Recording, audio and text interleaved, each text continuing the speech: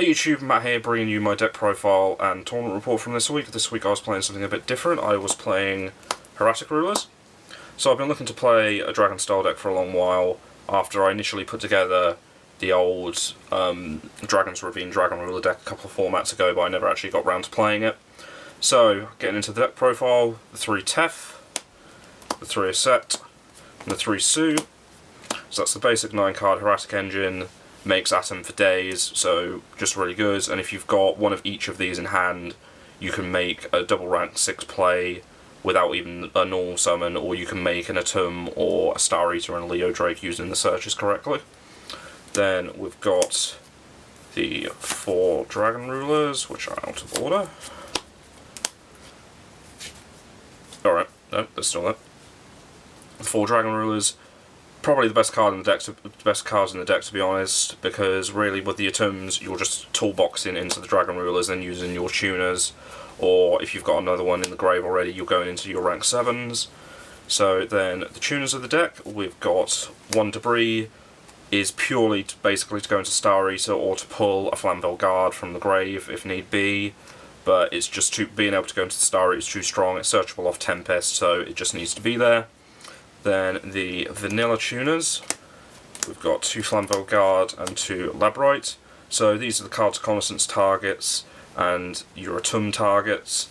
So these help you go into level 8. It's also a blast target to dish off. These help you go into Atoms. I can't think offhand if them being a tuner is actually helpful. I believe it is, but it wasn't useful when I was playing it yesterday. But yeah, it's obviously your main Atom target, so often these would come out of deck first. These would get ditched with Dragon Shrines, which are also in the deck. But yeah, this was just really good all day, and then it's also a Reconnaissance target, so potentially you can get, if you've ditched with Tempest, you can get one of these to hand and use a card's Reconnaissance from hand.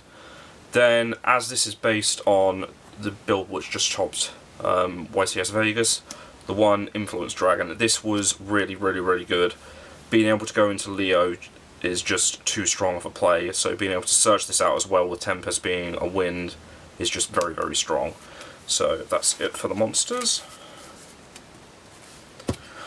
Then for the spells, for the one-offs, there was the 1 Book of Moon, the 1 Dark Hole. This wasn't in the Vegas build because I think he was running 3 Reconnaissance, but I only had 2. The 1 Gold Sark, this is 90% of the time going to be for the Tempest to get your Tempest search, or Blaster to get the guard to hand. The single Wing Beat, very strong. Got this off a few times, just wrecked people. Then 2 cards of Reconnaissance, 2 Dragon Shrine. To be honest, I'm thinking about probably getting a 3rd one of these. There was only 2 in the Vegas build, but every time I opened up one of these, it just made the play a lot stronger and got you set up really quick. Because really, early game, it's about getting into Atom or a Dragon Shrine to get your Rulers to Grave to start your plays off, so I think I may bump this up to 3. Then the 2 Convocation, thank you to Charlie for trading me the 2nd one for the day because I only had the 1. Obviously really strong. Most of the time you're going to be searching off that Tef or Sue, sometimes the Aset, but in fact one of the times I did actually search off a set from this, and that was a stupid decision. I should have searched off Tef and would have been in a much stronger position. Then 3 Upstart Hobans and 3 Reckless Hobans. So draw engine for the deck, you want to get into your Dragon Shrines, to an extent your Dragon Rulers quite fast, but obviously you just want to get into the deck really quick because it can have a slightly slow start off, but once it's going off, you're not really going to stop it. Then other trap cards, we've got the single Solemn Warning, the 2 Black Horns. Black Horns, for the most part, really good all day. Not so great when I went against Noble Knights, but still not terrible. Was really bad against Charlie top 4, against Fire Kings, so these obviously got sided out. Might test putting TT and Bottomless in instead of these, but they were still okay. Then, probably the MVP of the deck, Skill Drain. Skill Drain messed up near enough every matchup that I went against, and it's just way too strong. I also decided to put a 3rd in the side deck, and that went in a lot of games. So really, Skill Drain was the MVP of the day. Then moving on to the extra deck. start off with the Tuatum. I don't believe I ended up making the dual like rank 6 play, but obviously normally you're not going to make Tuatum anyway. Once you've gone through the Tuatum, if need be, you can always go into an M7 to replace one if you think you need one back, or you can just toolbox something back with this. Then other rank 6s, also played a Gauntlet Launcher, just because I didn't have any Draco Sack, because I had a couple of places to play with, so I decided to play the Gauntlet Launcher just for some extra spot destruction. Did make it once, and it was a fairly decent play, so it was okay. Then moving on to the 7s, one Gaia Charger. I only had access to one Gaia Charger, so throughout the day, obviously you normally would go through your Atom plays, then use the Gaia Charger to overlay so you got an attack.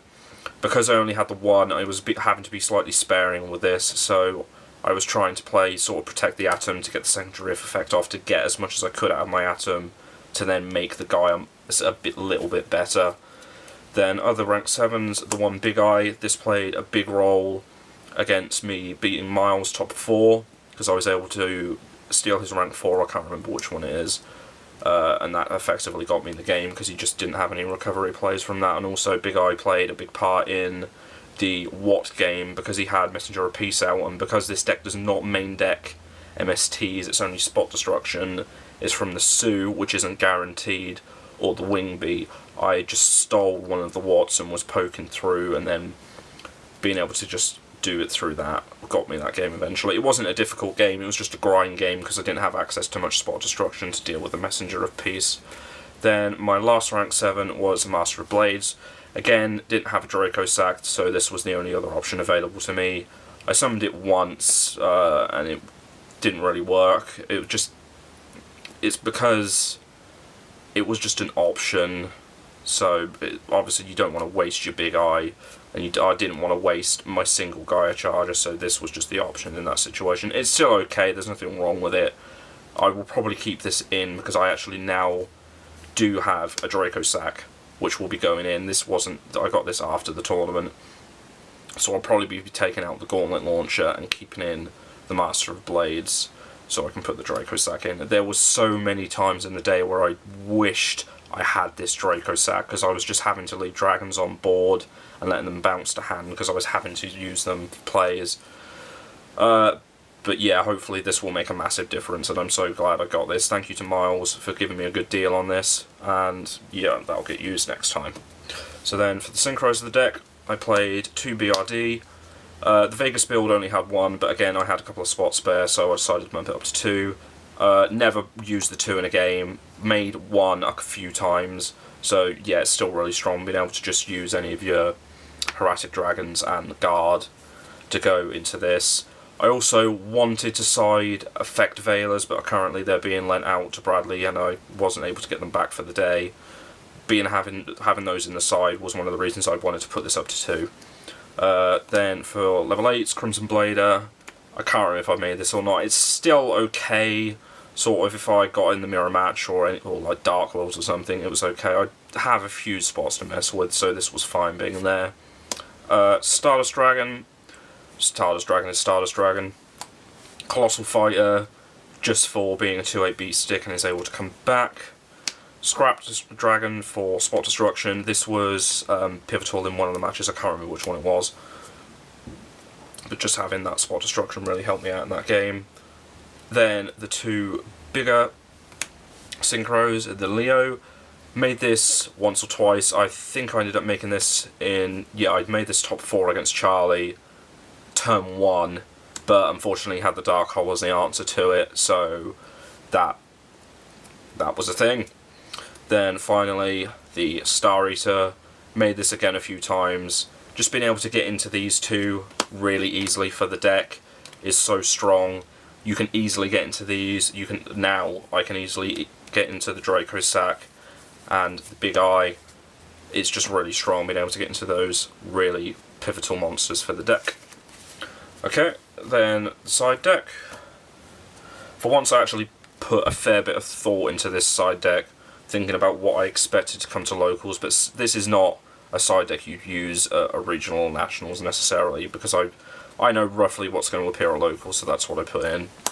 So the maxis were just for any sort of rogue deck or any deck which spammed a lot, just to stop their plays from going off. Then the one nobleman, we got a couple of gears knocking about. I had one space left, so I decided to put a nobleman cross out just for that armour. DNA surgeries for spellbooks, for noble knights, or for any rogue things which rely on their types. So yeah, the third skill drain, this went in most of the games, just really strong. Really happy that I decided to serve the third copy. 2 debunks for the mirror match, for mermails, for not noble knights, for what's the other thing? Can't remember, but yeah, debunk's really strong at the moment. 3 MST for spell and trap, spot destruction. These went in a fair few times. They don't really need to be in the main, I feel, because of the wing beat, and you've got the Sues as well. Plus, Hieratics really just play through the back rows. But if you know they're going to be siding in things like Kaiser Colosseum or something like that, it's just really easy to side in with this deck anyway, because you've got the Hoban engine, the Cards of Connaissance you can side out. This deck's really easy to side with, which is something I really do like about the deck. DD Crow for Mermail, for Noble Knights, for Fire Kings, for Fire Fists. Just DD Crow's really strong. And then because the last 2 spots were going to be Veiler, but I saw that Sam was playing the Cyber Dragon deck and that Lewis was playing the Harpy deck, I decided to side in 2 Prohibition. Prohibition, call Cyber Harpy Lady rather, or Cyber Dragon, just messes both of those decks up a lot, so yeah. Okay, I'll just get some things out. So I'll put the Draco there now that I've got it. Put the Big Eye and the Star Eater, I guess. So right, going on to the matchups, I'll just get the notes that I made up on my phone. So, game 1 was against Lucas playing the Dragoonity Ruler deck. This matchup was relatively straightforward. I won that 2-0. Lucas didn't really get into his engine, and a lot of the times when he was getting into his engine I had the skill drain to shut him down, or I just had the Black Horns ready to stop his plays, so it was relatively straightforward. Game 2 I went against Miles in Swiss. I went against Miles in top 4. Top 8 rather.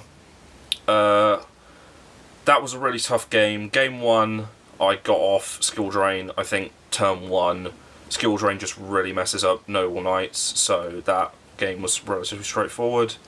Game 2, again I got off skill drain, but you managed to get around that with the, I can't remember if it was MST or if it was the one which, the Noble Arms, which kills off spells and traps. He also, I think that was a game he drew 3 boars, which generally for Noble Knights is terrible, but in that case it was actually not bad, because he was effectively able to out-resource me. Game 3, I drew kind of bad, then I drew a Convocation, I searched a set when I should have searched Tef, which just screwed me up.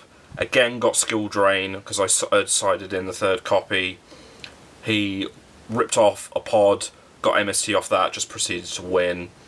I was at a point where I was going to make a Big Eye play to try and stop him, but Miles said he had the Veiler in hand, and I think he had a back row which would stop me, so I really couldn't have got that game 3, so that was a loss. Round 3 I went against Watts, which was going, that would have been 1-1 maybe, or 2-1. Just a real grind game. Obviously, the type of deck that Watts is, it's stopping you from attacking, so it's running Messenger of Peace, threatening wars, things like that. So it was just a real grind game. I won it 2-0, but it just took a long time, effectively. I think if I had had the Draco sack, it would have been a bit easier, because I would have had the Spell and Trap popping abilities. Round 4 was a bit annoying for me. This was against Bugians. I lost... No, that's not right. I'm misreading my notes. I got game 1 fairly comfortably. I think I got Wingbeat off early, and just effectively won from that. Game 2, I got him down to 300 life points. I was on like 5,000. Next turn, I was in a relatively strong position and I was pretty sure I was going to win. Then Lucas calls me and says, "Have you lost a Tidal from your deck?" Turns out, yeah, I had, because while I was playing Lucas, we were both playing a Dragon Ruler variant. We both had white Pro Mat sleeves. So somehow my title ended up in his deck. So that, obviously, I had to give myself a game loss. Then game 3, I thought I drew bad because I drew both Labyrinth Dragon, and for some reason my brain was telling me I could only special summon from a tomb from deck. Obviously I'm new to the deck, so I wasn't playing it optimally. So because of that I lost. Even if I had realised that I could special summon the Labyrinth from hand, I could have potentially won that one, so I lost that. So at this point I'm going 2-2. Thankfully, I did make top 8 in this case. It does happen. It was a 16-player tournament, so a couple of 2-2s are going to get in. So I must have just had better tiebreakers than some players. So I got through to top 8. So then, game 1 in top 8 was against Miles. Game 1 was all skill drain, effectively. I've got skill drain and wing beat off, so there's nothing he's going to do against that. Game 2, Miles got game. I can't really remember how. Game 3 was just a grind game. We were both trying to out-resource each other. It got to the point where I got the big eye off. I really expected the Veiler in hand, because he had like 2 or 3 in hand. I managed to big eye the rank 4 again, and just pushed through with that, so I got game. Going on to top 4 against Charlie and Fire Kings. That was a 0-2 whitewash, really. I just did not get very good hands in that at all. And game 1, I think I drew into both of the Black Horns, which are pretty useless against him. To be honest, I'd say that Fire Kings is probably one of the worst matchups for this deck, for the fact that, well, especially without the Draco Sack that day. If I'd had the Draco Sack, it may have been a different matter. But I don't think I was able to get into the Big Eye to steal the Garunix or anything. But what I think, like I said, I made the Leo turn 1 against him. He had the Dark Hole. That was really unfortunate. But then between Leo and Starry, these are 2 of your strongest cards. But because of Garunix and its mass destruction, these are really easy to get rid of in the Fire King deck. So my only strong defensive play would have been a Draco Sack against him. So that would have really helped me in that deck. That matchup, sorry. So, yeah, that's the deck profile for this. I hope to be using this quite a lot in recent times. Sam may well be taking this to Nats, because I unfortunately can't afford to go to Nats, but he may well be. So, we'll have the finals up from this week coming up soon. Then Sam may well do a profile of his Cyber Dragon deck, because he may top 8 with that. So, I shall see you next time. Bye.